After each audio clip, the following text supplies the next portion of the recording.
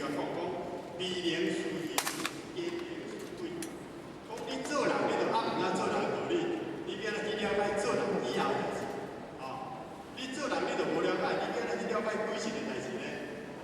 哦，那么记录呢，讲唔讲？人既然来世呢，他死到底要对去？那讲唔做讲，是离生变离死。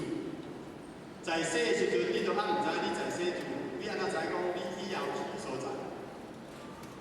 所以咱就到了受因素一致，咱已经找咱本来灵性归家迄条路，咱只要是好好啊把迄个动作，会当在咱求到了，好好啊来行持，哦，会当时常来参加法会，会当时常来放心，安尼做的呢，咱才会当找咱人生的救赎。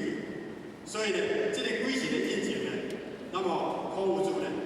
咱知影，在中国历史上来讲，若讲天生作命，万古如重要，就是讲，这个世间若无咱孔老夫子降生落来呢，可能咱真是足侪困难。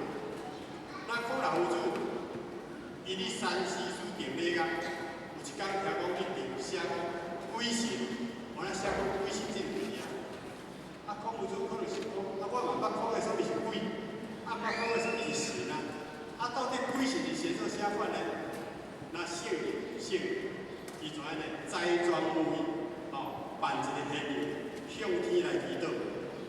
伊甲上天安怎讲呢？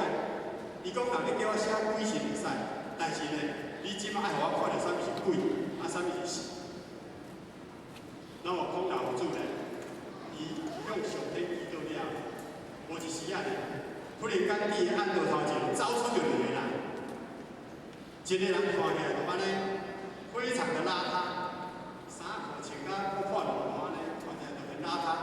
伊讲我是鬼，啊，一个人起来讲，看起来很庄严，衫裤精。